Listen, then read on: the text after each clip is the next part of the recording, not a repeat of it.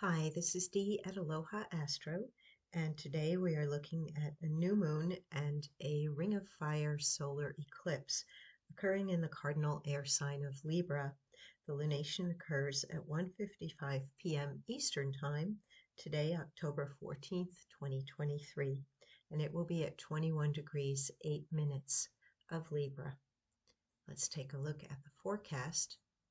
New moon in Libra, Saturday, October 14th, offers you the chance to study your relationships as a means to better understand yourself, with the intention to heal what is painful or to release what is no longer mutually rewarding. As the moon conjunct the sun, sandwiched between Mercury in Libra and the south node in Libra, opposes Chiron retrograde conjunct the north node in Aries, squares Pluto in Capricorn, and forms a quincunx aspect with Uranus retrograde in Taurus. Mars in Scorpio, square to Pluto, and trine to Saturn retrograde in Pisces, as well as a ring of fire solar eclipse, could reveal things that were hidden, either intentionally or innocently. And now the serious issues of trust and betrayal, acceptance and forgiveness come into play. The activation of the lunar nodes at this new moon can help you burn karmic ribbons if you act from a position of self-awareness and a desire to change. But you can create the need for future karmic lessons in relationship if you choose to remain in blame and denial. Whether you seek new and better ways to communicate and interact, or decide not to continue a relationship, Venus in Virgo sesqui-square to Chiron and the North Node, opposing Saturn, trine to Jupiter in Taurus, and sextile to Mars, suggests that you strive to treat others as you would wish them to treat you, with kindness, courtesy, integrity, and respect. Let's take a look at how the sky looks at the time of that new moon. And you can see the conjunction here of the sun and the moon with Mercury, and we've got the south node here at 24 degrees. Mars is technically there with the south node, but it's now in Scorpio, in early degrees of Scorpio. And we've got that opposition to Chiron and the north node. And it is definitely time to address some things with that opposition and to own your part of it, to really look at the relationship or the other person and realize what that says about you. And maybe even look in general at the company that you keep and the people you hang out with and consider whether that is now an adequate reflection of your values. We have the Scorpio and the Taurus energy coming into play with Jupiter and Uranus both retrograde in Taurus. They are kind of falling out of their conjunction. They're still close enough to be lumped together in a way, but Uranus is definitely the one most involved with this Sun, Moon, and Mercury right now through that quincunx aspect. Jupiter involved with Venus in Virgo, and we've got a lot of ouchy points in the chart right now through the oppositions and squares. We also have the opportunity for, I guess, making the right choice or seeing things from a bit more of a detached perspective where we can analyze and think about what is best for everyone involved. And also, what do you want to carry around with you? Because when you remain stuck in a relationship, even when you're past it and you're still thinking of negative things about the other person or whatever, it's just limiting you.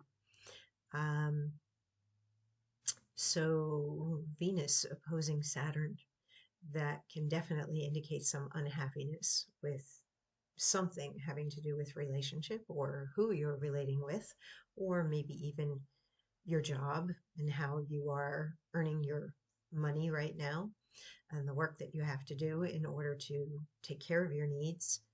The square between the Libra planets and Pluto in Capricorn, the same thing.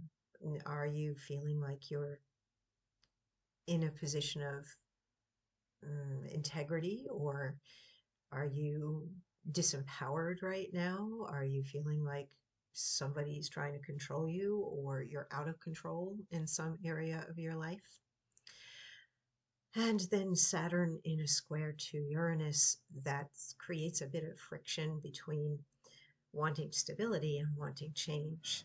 And basically, it's time for something new, but you have to look back at the old because we've got those retrogrades and we've got Saturn in Pisces. So there may be a whole bunch of history or something that you've relied upon for a long time to give you a sense of security or stability.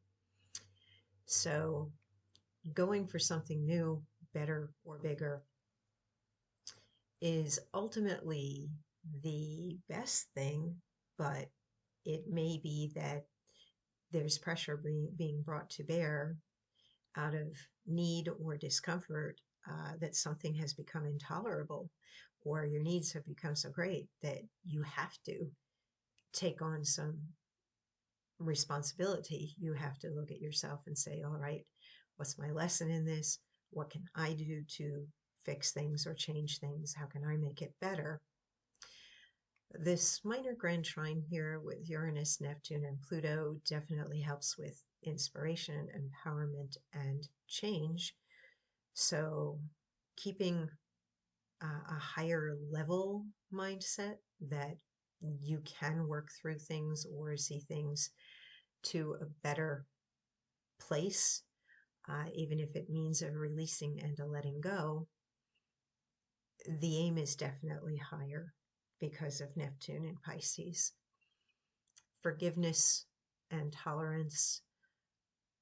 Basically, this Aries Libra opposition really does come down to that golden rule.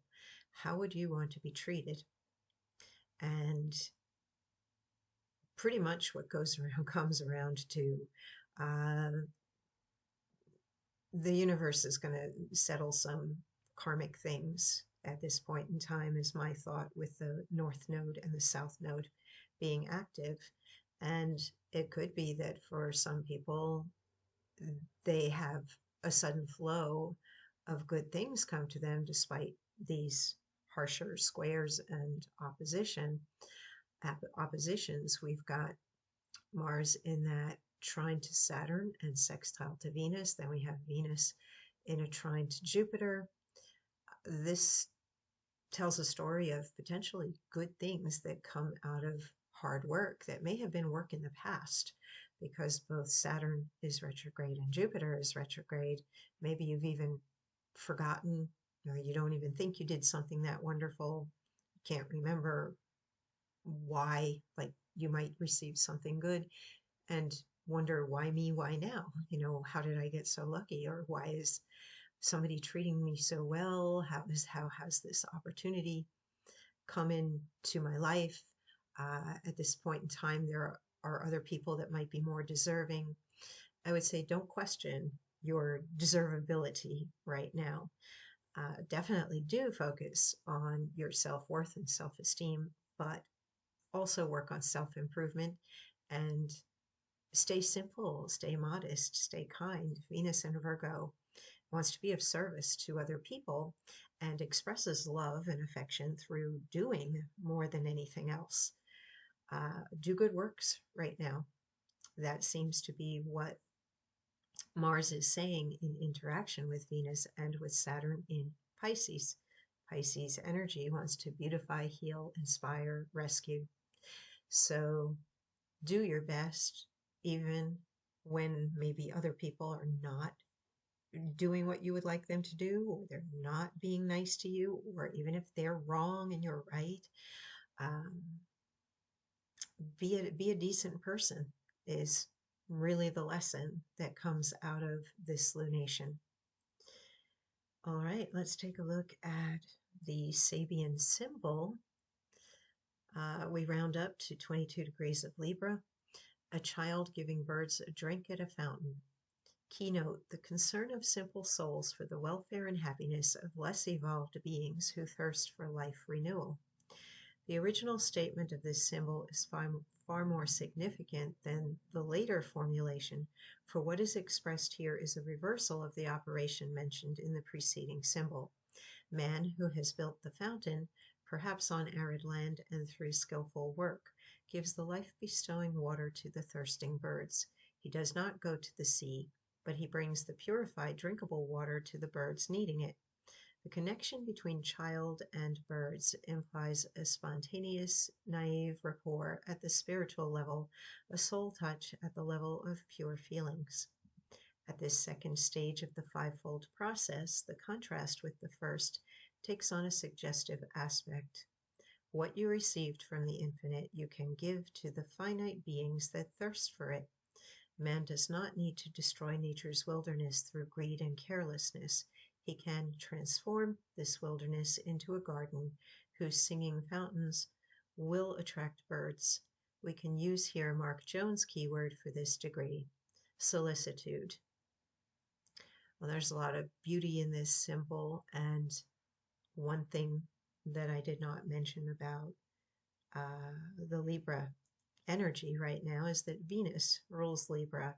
Venus also rules Taurus. We have a lot of beauty happening right now, but we also have the simplicity and the service, the kindness and the wanting to fix things and do for others, to care for others, to improve on what already exists in a lot of the Venus and Virgo aspects. And that idea of the infinite is here in Neptune. And basically, we're still looking at a lot of the seesawing energy we had at the last lunation, where we have a bunch of planets on one side, the faster moving ones, opposing those slower moving ones on the other side of the chart wheel. So we're busy with our day-to-day and doing, and then these planets here are focused more on the beingness and bringing more of a mindfulness to our daily activities, where we have to balance that doing with that being.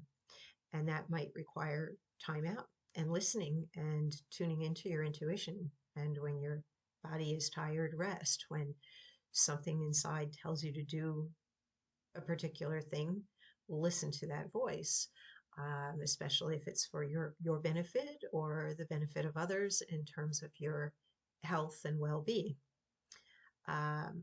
Pluto, which I also did not mention, came out of retrograde about 3 days ago. So that's the first one to start its forward motion.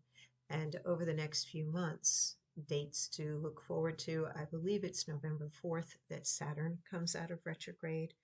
I don't remember Neptune. Jupiter is the last day of December, and Uranus is January 27th. And somewhere in between, Neptune comes out of its retrograde as well this winter. So one right after the other, they begin to come out of retrograde. And hopefully, as they do, you untangle all the knots, and your forward motion of change and growth, which Jupiter and Uranus and Taurus are definitely prompting you to do, become easier with less of the delving into the past, clearing up the clutter. You'll be able to move more freely when you get into the new year. And next month, at the next lunation, 2 weeks from now, we're going to be looking at the Taurus and Scorpio axis, and things are going to definitely be more about money, values, trust, betrayal.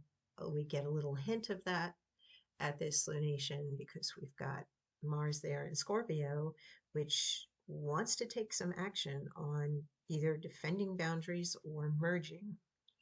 And maybe the questions right now are we in alignment for us to, share our resources, merge our boundaries, And do we have the same values before we move further into the Scorpio zone and things become definitely more serious and intense? All right, I think that's it. And do, of course, stay safe. I've noticed today that the sirens are going off like crazy in my neighborhood. I'm not far from um, fire department, and it just seems like there are sirens nonstop this morning. People are more emotionally intense during full moon, new moon, and we've got an eclipse, so I imagine things are heightened even more than usual. And in a sense, we have some